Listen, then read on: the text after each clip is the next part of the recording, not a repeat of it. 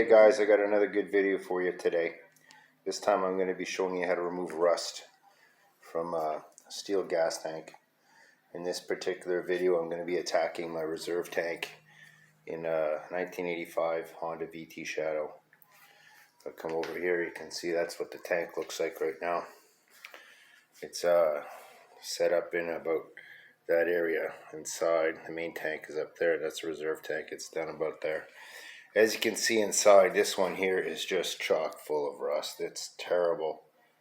I actually went online to see if I couldn't find another one, just pick one up, but being in 1985 and this being 2002, there's not much luck there. Everything I did find is used and is pretty well in the same condition as this one. So show you what we're going to do, how we're going to get this done, and hopefully you can use this information and apply it to anything else that you're going to come across in your lives, in your travels that are going to be that require having rust removed from a steel tank. Here we go. So I prepared the materials that I'm going to need to do the job, get that rust off. And of the various methods that are available, I've opted to use a chemical-free method of doing this so that I don't have to have any dirty cleanups. It's a little bit cheaper, and I'm going to use some stone, some covers, some foam, duct tape, piece of wire, and cardboard. The idea is to take the stone. By the way, this stone is stone that I got. It's left over from my water softener downstairs, so it's the right size. It's a nice grain to it. I'm going to put that in there. I'm going to tape this up. I'll put a piece of cardboard on. In my tank I got some lugs here, so I'll use that wire to tie that down to make sure that that doesn't come out. I've got some other holes to plug, and we'll use some tape for those. And once they're done, we're going to wrap it up with the foam and covers. Now, the foam is going to go anywhere where I have something sticking out that I don't want to get banged around, because once I'm all done and this is all wrapped up, it's going into the clothes dryer. No heat, 30 minutes. Let's see what happens. The wife's not home, so I think I'm safe. She'll be home in a couple hours, so I got some time. So let's get this done. Let's get that stone in there, get that thing taped up, wrapped up, and off to the dryer. We'll start with taping up the tubes that are exposed, the small petcock area here. And one thing I want to say just before you do start, if you're using a gas tank, this particular tank is the reserve off of my Honda Shadow. It's the reserve tank, the sub tank, auxiliary tank if you want. Make sure that the gas is completely out, it's dry, and it's aerated. You don't want to have any kind of residual gas, liquid, or fume inside. That's imperative that that's done to make sure that it's going to be safe from an explosion.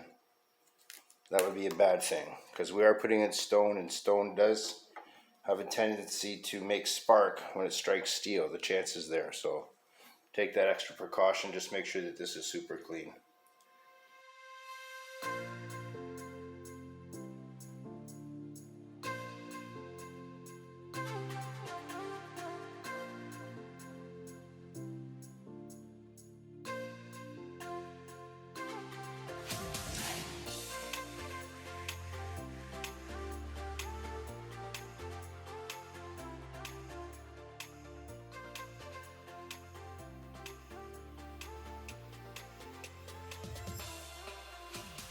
Alright, that, my friends, was the big one. That was the tough part. Yay, tough stuff's over. Now we're going to wrap some foam around it. And again, just for that, I'm going to use some, actually I just have to protect that tube there and this tube there. I'll use one big large piece here, and I'll just wrap that around in the center.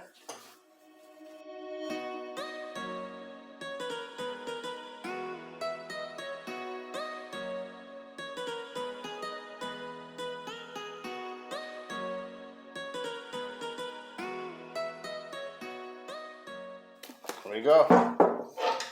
Let's get some covers out.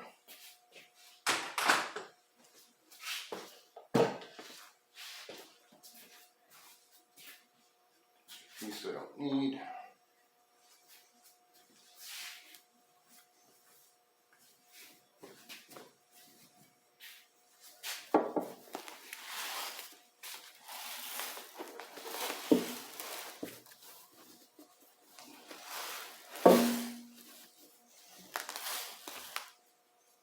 Shouldn't be any hard spots that are going to hit the ground, hit the sides of the walls of the dryer when we're done. So that's what we want to basically concentrate on, is making sure that it's well sealed, well covered. Put an extra piece of tape down for good measure.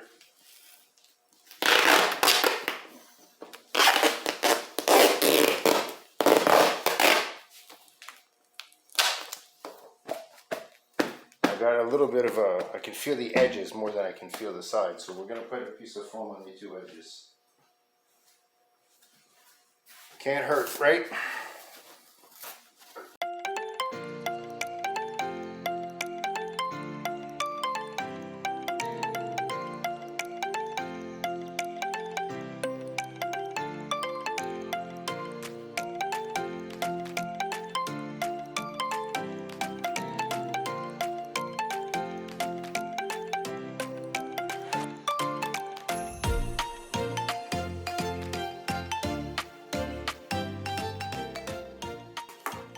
There you go.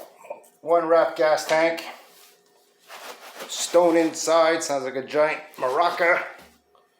Let's throw that in the dryer and see what happens. So as you can see, it's in the dryer now. And I found that it was a little bit too spacious. It's bigger than what I thought. So I'm adding some extra loose covers inside.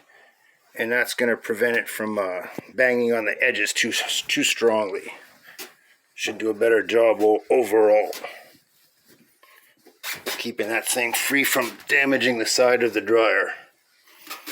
Close the door. We'll just do a test run real fast just to see what it sounds like.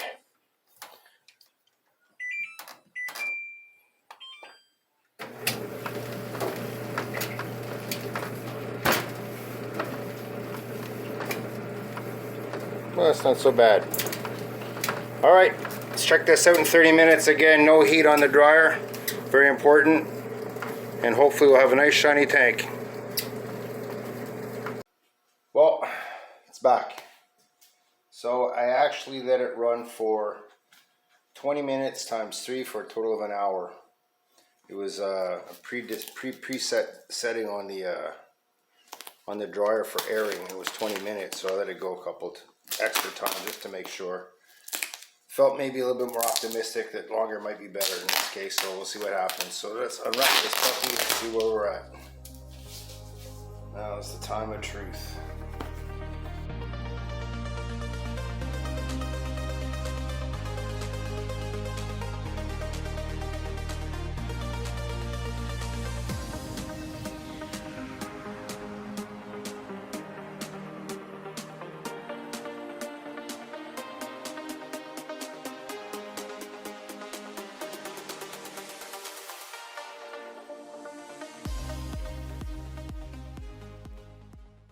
Ladies and gentlemen, it's time. The big reveal.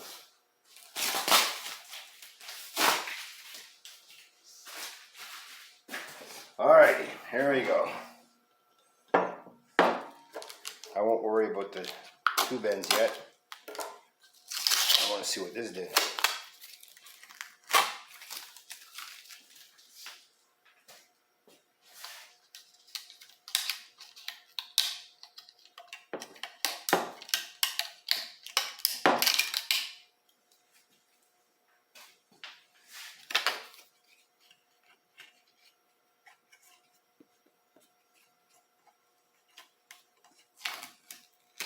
Oof.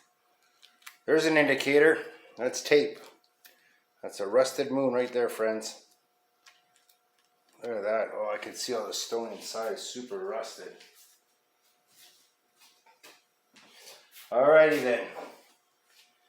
It's time to pour this puppy out.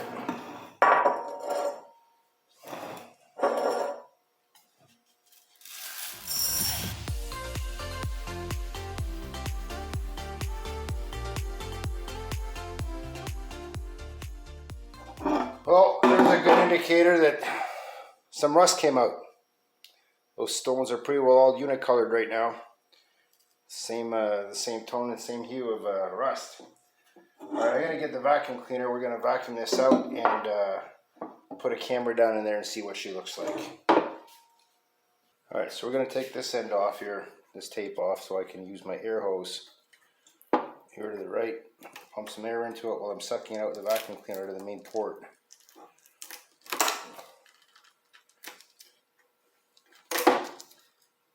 And I got some stone in there too. I'll clean up the rest of that tape later. Right now, let's get the vacuum cleaner on it.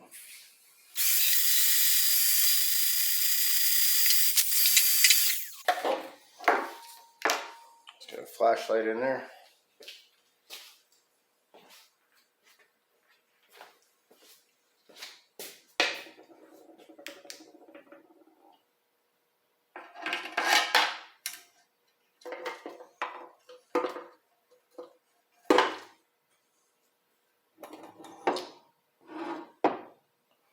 Well, that's not bad. Still got some scaling, but wow, what a difference. I'm going to take the phone down and bring it over. There you go. Look at that. Look at the sides. So there's some heavier scaling, but I actually, I talked to my brother and he told me that he put an epoxy coat in this. So I'm starting to think that that's epoxy on the sides. I'm going to have to run the system. We'll do it again. I think that's pretty good. I'll have positive results. We'll leave it a little bit longer, but there's something to be said about stones and tumblers. Back to the drawing board. Rather than put in a softer, smaller stone, I'm going to try some gravel this time, and I'm going to put a little bit less. That should give some more space for that, more space for the gravel to move around, and less impact, more impact on the sides as it tumbles. And having sharper edges on it like this, maybe that might help me with that epoxy problem I got now. So we're going to try that out and see what happens. No need to show you my putting it in and taping it up. Basically like before, rinse and repeat. Let's go. Here we go.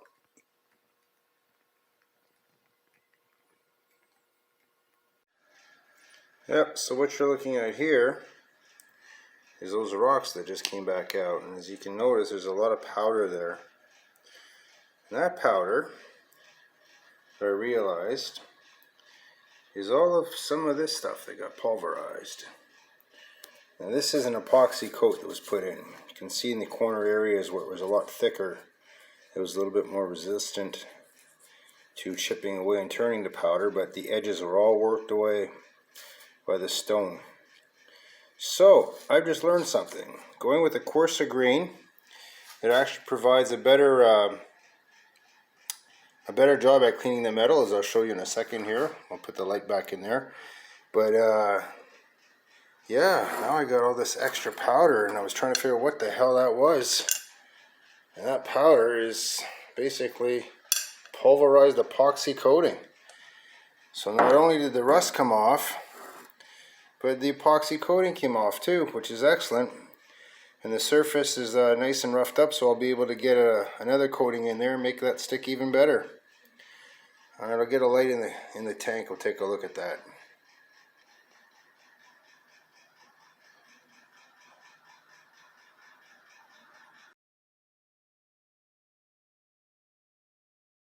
And there you go. That was our third round.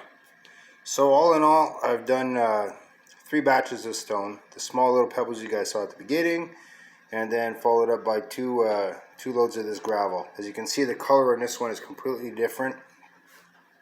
It's nothing like what the other one was. And if we go inside, I'm going to actually zoom in. I'll try to zoom in on this. Let me get a better shot.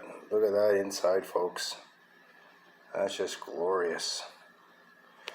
There's no rust, there's no epoxy, there is nothing but exposed iron.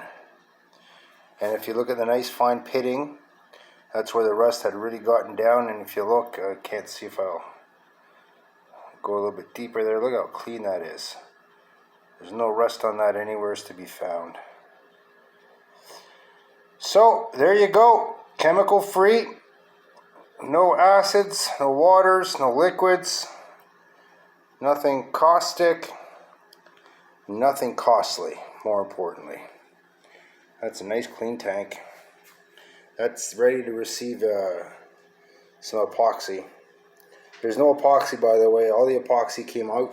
There's still a little bit of white powder that's in there, and that's like, you don't see any rust color in there. So I'm gonna have to call this a success. So if you guys are looking for a real easy way to clean out a tank, doesn't cost a lot of money, doesn't cost any money. You're using stones. This is the trick for you. Try it, you'll be impressed. I'm pretty certain you guys will have the same success I did. I wish you all good luck. If you like what you're seeing, hit the subscribe button below. Again, I'll try to get as many of these up as that I can every time I get a new project. That's just glorious, man. I love that. Yeah, that's ready to receive a good epoxy coat. Thanks for checking this out. Look forward to talking to you guys again real soon. Have yourself a good one. Cheers.